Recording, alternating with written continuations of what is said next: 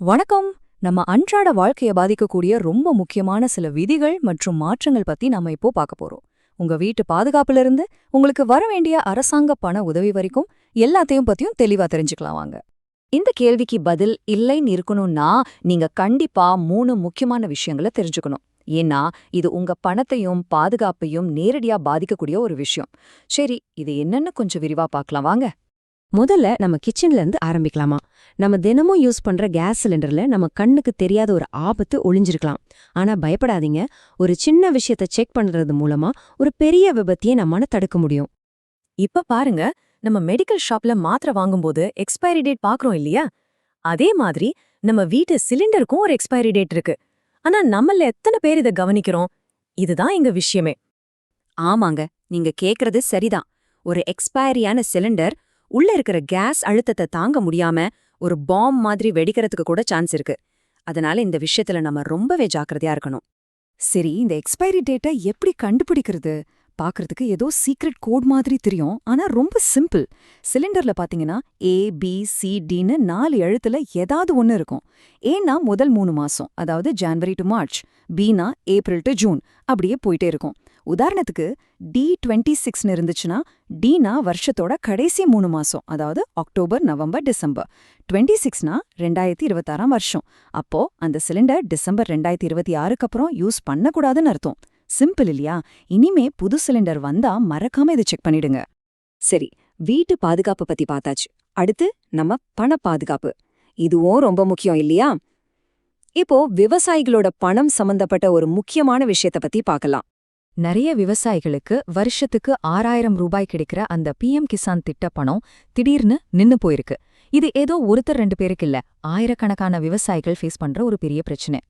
இப்போ முக்கியமான கேள்வி இதுதான். ஏன் உங்க பணம் நின்னு போச்சு? இதுக்கு சில காரணங்கள் இருக்கு. அதை எப்படி சரி பண்ணலாம்னு ஒன்னொன்னா பார்க்கலாம் வாங்க. முக்கியமான 3 காரணங்கள் இருக்கு.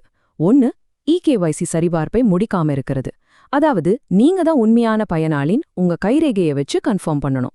அது நீங்க பண்ணிருக்க மாட்டீங்க. 2வது, உங்க ஆதார் கார்டை பேங்க் அக்கவுண்டோட லிங்க் பண்ணாம விட்டது. 3வது, உங்க நிலத்தோட டாக்குமெண்ட்ஸ், அதாவது பட்டா, சிட்டா இதெல்லாம் ஆன்லைன்ல கரெக்டா அப்டேட் ஆகாம இருக்கிறது. பணம் திரும்பவும் வரணும்னா இந்த புது ரூல்ஸையும் நீங்க ஃபாலோ பண்ணியாகணும். இப்ப எல்லாம் யுனிக் ஃபார்மர் ஐடின்னு ஒன்னு கம்பல்சரி ஆக்கிட்டாங்க. அடுத்து February 1, 2019ல யார் பேர்ல நிலம் இருந்துச்சோ அவங்களுக்கு மட்டும்தான் இந்த பணம் கிடைக்கும். கடைசியா ஒரு குடும்பத்துக்கு ஒருத்தருக்கு தான் அப்படிங்கிற ரூலை ரொம்ப ஸ்ட்ரிக்டா ஃபாலோ பண்றாங்க. அடுத்து மகளிர் உரிமை தொகை திட்டம். இதுலயும் ஒரு முக்கியமான அப்டேட் வந்திருக்கு. அது என்னன்னு பார்க்கலாம். அரசாங்கம் இப்போ ஒரு புது ரூல் கொண்டு வந்திருக்காங்க. ஒருத்தருக்கு மாசம் ஒரு உதவித்தொகை தான். சிம்பிளா சொல்லணும்னா, நீங்க ஏற்கனவே முதியோர் பென்ஷன் மாதிரியான வேற ஏதாவது மாசாந்திர உதவித்தொகை வாங்குறீங்கன்னா உங்களுக்கு மகளிர் உரிமை தொகை கிடைக்காது. 2ல ஏதாவது ஒன்னு தான் சூஸ் பண்ண முடியும். ஓகே, இப்ப நம்ம நிறைய விஷயங்கள் பார்த்தோம். சிலிண்டர் சேஃப்டி, விவசாயிகளுக்கான பணம், அப்புறம் மகளிருக்கான உரிமை தொகை. இது எல்லாத்தையும் கனெக்ட் பண்ற ஒரு பொதுவான விஷயம் இருக்கு. அது என்ன தெரியுமா? நம்ம பார்த்த இந்த எல்லா மாற்றங்களுக்கும், நம்ம ஃபேஸ் பண்ற இந்த எல்லா சிக்கல்களுக்கும் ஆதாரமும் தீர்வும் ஒரே ஒரு மையப்புள்ளிதான். அது என்னன்னு பார்க்கலாம். அது வேற எதுவும் இல்ல, நம்மளோட ஆதார் கார்டு தான். ஆமாங்க, இனிமேல் ஆதாரங்கிறது வெறும் ஒரு ஐடி கார்டு மட்டும் கிடையாது. அதுதான் அரசாங்கத்தோட எல்லா நலத்திட்டங்களையும் வாங்கறதுக்கான ஒரு மாஸ்டர் கீ மாதிரி. அப்போ நீங்க உடனே செய்ய வேண்டியது என்ன? ஒரு சின்ன செக்லிஸ்ட் மாதிரி சொல்றேன், நோட் பண்ணிக்கோங்க. முதல்ல உங்க சிலிண்டர் எக்ஸ்பைரி டேட்டை செக் பண்ணுங்க. அடுத்து EKYCய முடிங்க.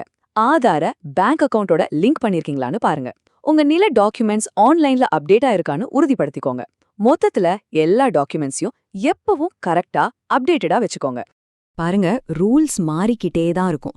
ஆனா நம்ம டாக்குமெண்ட்ஸ் எல்லாம் கரெக்டா இருந்துச்சுன்னா எந்த மாற்றத்தையும் நம்ம ஈஸியா சமாளிச்சிடலாம். அதனால கடைசியா நான் உங்ககிட்ட கேக்குற கேள்வி இதுதான். அடுத்ததா வரப்போற மாற்றத்துக்கு உங்க டாக்குமெண்ட்ஸ் எல்லாம் தயாரா இருக்கா? யோசிங்க, தயாராயிருங்க.